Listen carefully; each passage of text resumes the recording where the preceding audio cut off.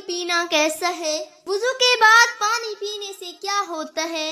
حضور اکرم صلی اللہ علیہ وآلہ وسلم کا فرمان مبارک ضرور سنیں۔ بسم اللہ الرحمن الرحیم۔ محترم ناظرین، حدیث ترمذی شریف میں ہے کہ 4 عورتیں تمام دنیا کی عورتوں میں کافی ہیں۔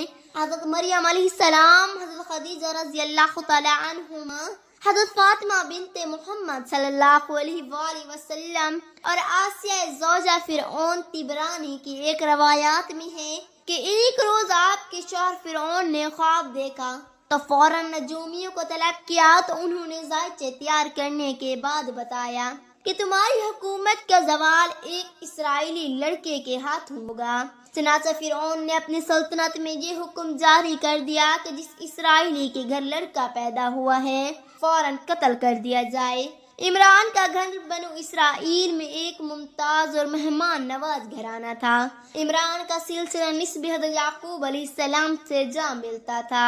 ان کے بڑے لڑکے حضرت ہارون علیہ السلام تھے۔ عمران کی بیوی کے ہاں لڑکا پیدا ہوا تو فرعون کے سپاہی بنو اسرائیل میں پیدا ہونے والے لڑکوں کی کڑی نگرانی کر رہے تھے۔ اگرچہ یوکابد نے 3 ماہ تک بچے کی پیدائش کو صیغہ راز میں رکھا، مگر جاسوسوں کی کڑی نگرانی کی وجہ سے ممکن نہ تھا کہ یہ راز زیادہ دیر تک چھپا رہ سکتا۔ اسی لیے والدہ سخت پریشان تھی۔ اللہ نے ان کے دل میں اقہا کیا کہ لکڑی کا ایک صندوق بنا کر اس پر روغن کی مالش کر دو تاکہ پانی اندر نہ جا سکے۔ پھر حضرت موسیٰ علیہ السلام کو اس میں ڈال کر دریائے نیل کے بہاؤ پر چھوڑ دو۔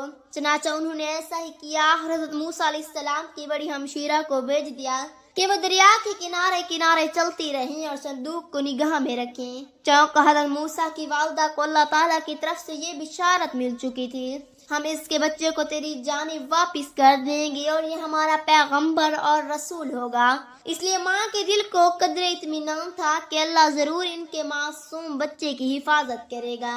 حضرت موسیٰ علیہ السلام کی شرح دریا کے بہاؤ کے ساتھ ساتھ چلتی رہی۔ انہوں نے دیکھا کہ وہ تیرتا ہوا صندوق فرعون کے محل کے ساتھ جا لگا۔ اس وقت آسیہ فرعون کے ساتھ تخت پر بیٹھی سیر دیکھ رہی تھی۔ جو ہی ان کی نگاہ صندوق پر پڑی، سخت حیران ہوئی اور خادمات کو صندوق باہر نکالنے کا حکم دیا۔ سب نے صندوق کھولنے کی کوشش کی مگر کوئی کامیاب نہ ہو سکا۔ تب آسیہ نے دل ہی دل میں اللہ تعالیٰ کا نام دے کر صندوق خود کھولا تو اس کا ڈھکنا فوراً کھل گیا۔ دیکھا کہ اس میں ایک شیر خوار بچہ بڑے اطمینان و سکون سے لیٹا ہے اور وہ بچے کو دیکھ کر بے حد مسرور ہوئی۔ ایک روایات کے مطابق آسیہ چونکہ موسیٰ کی چچا کی بیٹی تھی، اس لیے فوراً سے سمجھ گئی کہ یہ لڑکا ان کے اپنے گھرانے کا ہے۔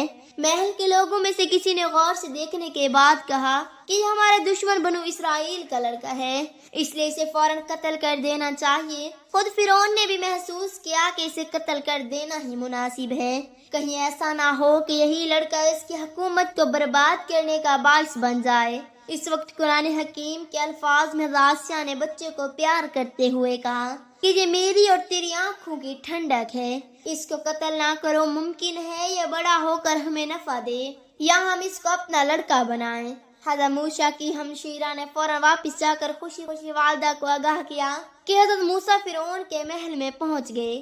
چنانچہ وہ والدہ کے اشارے پر محل کے خادمات میں شامل ہو گئی۔ جب حضرت آسیہ نے فرعون کو ارادہ قتل سے باز رہنے کا مشورہ دیا تو فرعون بھی کچھ سوچ کر خاموش ہو گیا اور حضرت آسیہ کو بچے کی پرورش کا انتظام کرنے کی اجازت دے دی۔ چنانچہ بچے کو دودھ پلانے کے لیے کسی مناسب دایا کی تلاش شروع کر دی گئی۔ عورتیں اس کام کے لیے پیش ہوئی مگر حضرت موسیٰ علیہ السلام کسی عورت سے دودھ نہیں پیتے تھے۔ ان کی ہمشیرہ محل میں یہ سب کچھ دیکھ رہی تھی۔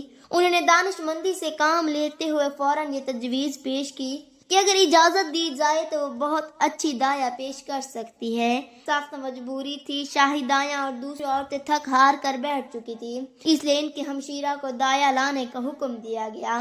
وہ فوراً باہر آئی، گھر سے اپنی والدہ کو ساتھ لے گئی۔ ادھر اللہ کی طرف سے ملنے والی بشارت پر والدہ نے بچے کو دریا میں ڈال تو دیا تھا مگر غم اور اضطراب سے ان کا برا حال تھا۔ اس ماں کو مامتا نے سخت مجبور کر رکھا تھا، اس لیے ایک مرتبہ انہوں نے یہ ارادہ کیا کہ اس راز کو محل میں جا کر افشاں کر دے گی۔ مگر اللہ تعالیٰ نے ان کے دل کو سکون بخشا دیا۔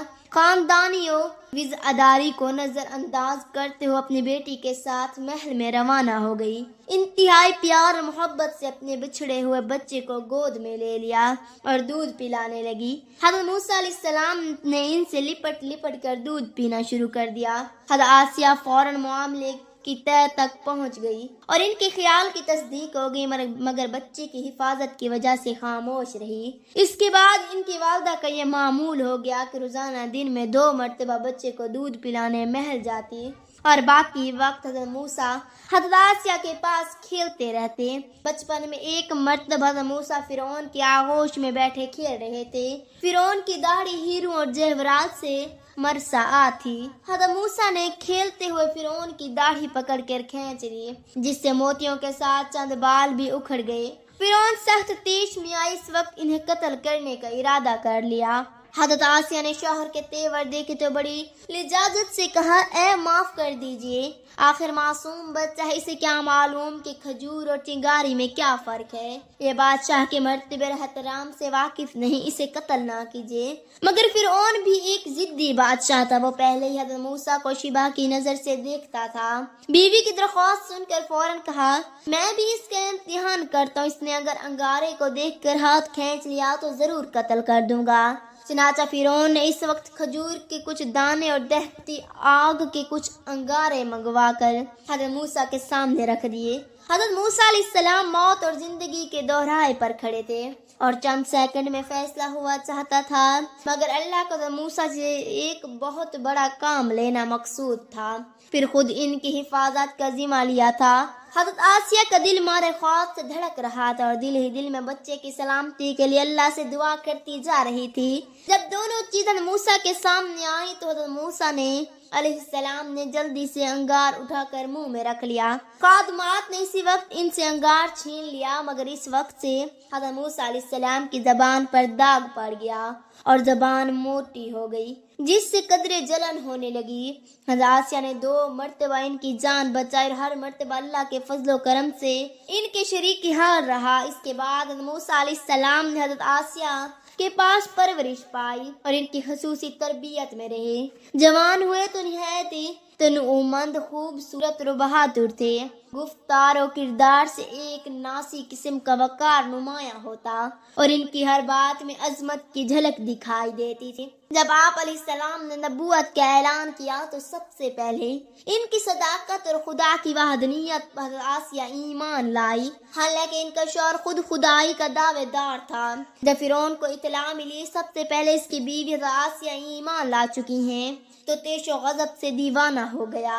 حضرت آسیہ کو گرفتار کر لیا گیا اور انہیں جیل میں اس قدر تکالیف دی گئی کہ ان کے بیان سے بدن کے رونگڑے کھڑے ہو گئے، مگر آپ نے فرعون کے شدید اصرار کے باوجود رائے حق سے سرامو انحراف گوارا نہ کیا، بلکہ تمام دکھوں اور مصائب کو بڑی بندخندہ پیشانی اور ہمت و استقلال سے برداشت کیا۔ آخر جب فرعون کے تمام حربے ناکام ہو گئے اور اسے یقین ہو گیا کہ وہ نشہ نہیں جیسے ترشی اتار دے اور اب آسیہ کو دنیا کی کوئی طاقت اس کے دین سے منحرف نہیں کر سکتی، تو اس نے عبرت ناک سزا دینے کا فیصلہ کر لیا تاکہ دوسرا کوئی عمل حضرت موسیٰ علیہ السلام کے دین پر لبیک کہنے کی جرت نہ کر سکے، بلا خود اپنی پر ستش کروانے والا شخص یہ کیسے گوارا کر سکتا ہے کہ اس کے اپنی محبوب بیوی کلی طور پر اس کی عظمت و جلالت کو تسلیم کرنے سے انکار کر دے اور اس کے سب سے بڑے دشمن کا دین اختیار کرے۔ چنانچہ حکم دیا گیا کہ حضرت آسیہ کو کھولتے ہوئے تیل کے کڑاہ میں زندہ ڈال کر تل دیا جائے، مگر وہاں تو اللہ کی وعدانیت رگو ریشہ میں صراحت کر چکی تھی اور زندگی کی محبت کہاں باقی رہی تھی۔ ہنسی خوشی اللہ کی راہ میں جان دے کر آسیہ نے دنیا بھر کی عورتوں کو سر بلند کر دیا۔ ایک موقع پر حضرت علی رضی اللہ تعالی عنہ نے وضو فرمایا اور وضو کے بعد بچا ہوا پانی کھڑے کھڑے پی لیا اور فرمایا کہ رسول اللہ صلی اللہ علیہ وآلہ وسلم نے بھی ایسا ہی فرمایا تھا۔ حضرت صاحب بن جدید رضی اللہ تعالی عنہ سے روایت ہے کہ میری خالہ مجھے رسول صلی اللہ علیہ وآلہ وسلم کے پاس لے کر گئی۔ عرض کیا یا رسول اللہ، میرا بھانجا بیماری کی وجہ سے بے چین ہے۔ آپ نے میرے سر پر ہاتھ پھرا، میرے لیے برکت کی دعا کی، پھر آپ نے وضو فرمایا، میں نے آپ کے وضو سے بچا ہوا پانی پی لیا۔ حضرت ابو حذیفہ رضی اللہ تعالیٰ عنہ سے روایت ہے کہ رسول اللہ صلی اللہ علیہ وآلہ وسلم ایک دن دوپہر کے وقت ہمارے ہاں تشریف لائے۔ آپ کے پاس وضو کا پانی لایا گیا، آپ نے وضو فرمایا، پھر لوگ آپ کے وضو کا باقی ماندہ پانی پینے لگے اور بدن پر ملنے لگے۔ بطور نمونہ 3 روایات درج کی گئی ہیں۔ ان کے علاوہ بھی کئی روایات کتب حدیث میں مذکور ہیں۔ ان حدیث کی روشنی میں فقہاء کرام نے وضو کے بعد بچا ہوا پانی پینا وضو کے آداب میں سے لکھا ہے۔ چاہے کھڑے ہو کر پیئیں یا بیٹھ کر جسم پر لگی ہوئی نجاست دھوئی جائے تو استعمال ہونے والا پانی بھی نجس ہو جاتا ہے، کیونکہ اس میں نجاس شامل ہو جاتی ہے۔ ایسا مائع مستعمل نجاس ہے اور جہاں لگے گا اس جگہ کو بھی ناپاک کر دے گا۔